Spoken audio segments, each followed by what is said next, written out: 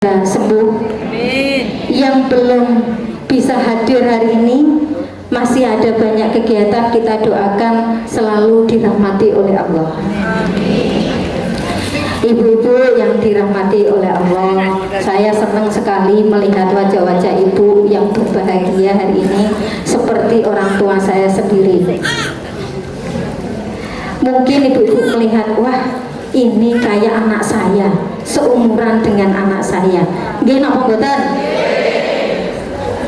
Saya ini memang kecil ibu-ibu, tapi jangan dikira kecil-kecil cabai lek dimakan juga kroso, lek diicip juga kroso. Jadi ibu-ibu, hari ini temanya adalah, yang kita pelajari adalah mensucikan hati menuju bulan Muharram. Ibu-ibu yang dirahmati oleh Allah yang baru datang, saya ucapkan selamat datang, selamat bergabung. Yang sudah datang mungkin bisa menyimak dan menikmati hidangan. Mensucikan hati ini memaknai, kita memaknai sebagai umat muslim ini adalah satu, bahwa hati kita ini tidak ada yang bersih.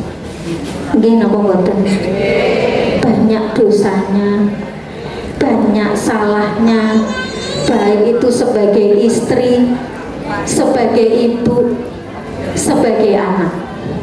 Karena saya masih punya orang tua, jadi banyak salahnya, banyak dosa yang melekat di hati ini. Momen hari ini ibu-ibu yang dirahmati oleh Allah, ini sangat tepat sekali, karena ini adalah momen di bulan apa ibu-ibu? Zulhijjah itu kalau kalender Masehi itu akhir tahun perekapan dulu. Panjenengan semua merekap, wajib tahu tiap hari di bulan-bulan sebelumnya, tiap bulan di bulan-bulan sebelumnya, tiap minggu di bulan-bulan sebelumnya, apa yang sudah panjenengan lakukan sebagai istri, sebagai orang tua, sebagai anak. Apakah sudah sesuai dengan Al-Quran dan hadis? Ini waktu Anda untuk merekap. Kalau secara hukum sedikit menyinggung, karena saya ini sebenarnya adalah pengajar hukum tata negara di Unisma. Cuma saya juga punya sedikit, tidak banyak, sedikit pengalaman di beberapa daerah, bahkan ke luar negeri. Ibu-ibu yang dirahmati oleh Allah, kita patut bersyukur kita sudah sejauh ini sampai di bulan Zulhijjah. Harus banyak bersyukur, sudah dikasih kesempatan oleh Allah, sudah dikasih iman kepada Allah sampai saat ini. Maka kalau sudah bersyukur, Anda juga jangan lupa introspeksi diri Anda. Saya ini sebagai manusia yang dilahirkan di dunia, apakah sudah sesuai dengan Al-Quran dan hadis? Karena apa ibu-ibu, kita ini terbatas di dunia ini, tidak selamanya kita hidup di dunia. Umur kita ini ada batasannya ibu-ibu. Panjenengan kepengen punya umur panjang yang barokah atau panjang tidak barokah? Kan begitu, kepengennya panjang dan barokah. Maka kita harus mengisi apa yang harus kita lakukan setiap hari, setiap bulan, setiap minggu, sesuai dengan tuntunan Rasulullah. Karena bisa jadi tadi Bunya Ina menyampaikan ada uang miliaran, ya, bahkan kadang ada orang yang tidak punya uang itu bisa memenuhi kebutuhannya. Nggih napa mboten? Nggih. Bahkan ada orang yang uangnya pas-pasan tapi bisa mencukupi semua kebutuhannya. Nggih napa mboten? Artinya apa? Tergantung, dikembalikan kepada pribadi diri sendiri. Anda ini mampu pandai bersyukur napa mboten? Tapi saya yakin ibu-ibu yang ada di depan saya ini pandai-pandai bersyukur. Bersyukur menjadi istri, sudah menjadi istri sejauh ini yang solehah. Bersyukur sudah menjadi orang tua, bisa mendidik dan menghantarkan anak-anaknya menjadi anak yang soleh-solehah, termasuk bersyukur menjadi anak yang soleh dan solehah. Saya senang sekali ibu-ibu ketika melihat ibu-ibu wajah-wajahnya sumringah, apalagi ketemu dengan Bunyai Inah. Ini suatu momentum yang luar biasa. Tidak setiap hari deh panjenengan bisa ketemu. 1 bulan, nah, 1 bulan Bu Inah. Maka ini juga berdasarkan firman Allah bahwa batasan umur kita ini terbatas. Tidak selamanya umur kita hidup di dunia 1000 tahun, 2000 tahun, tidak. Ini ada batasannya. Bahkan ini diatur, atau kalau secara hukum itu diatur. Tapi kalau kita orang Islam adalah berdasar firman Allah yang ada di Quran surat, begitu ya Bu Ina. Nah ini ada di surat Al-A'raf, begitu. Biar saya tidak salah membaca, saya izin menyontek ibu-ibu ya. Nah, Al-A'raf ini yang artinya bahwa setiap umat mempunyai ajal. Setiap umat mempunyai ajal. Ajal itu apa sih? Ajal itu adalah batas waktu kita hidup di dunia. Ada yang masih kecil sudah dipanggil oleh Allah juga ada. Ada yang nunggu tua baru dipanggil oleh Allah juga ada. Kita ini termasuk orang-orang yang harus bersyukur. Sampai saat ini kita sudah diberikan ilmu umur yang panjang sehingga bisa menghadiri majelis-majelis seperti ini. Begitu ya. Cara bersyukur bagaimana? Itu tadi, cara bersyukur itu adalah kita melakukan perilaku atau perbuatan kegiatan sehari-hari secara maksimal berdasarkan Al-Quran dan hadis.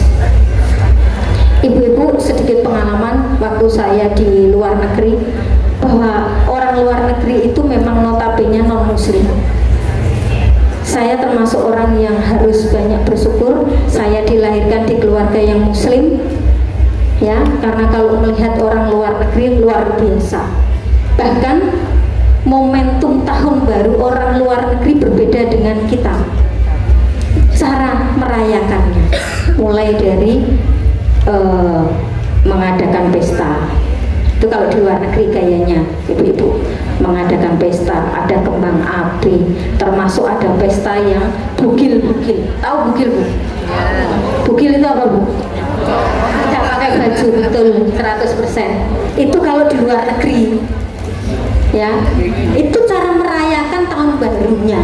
Tahun baru tentu Masehi ya. Kalau kita orang muslim adalah Hijriah.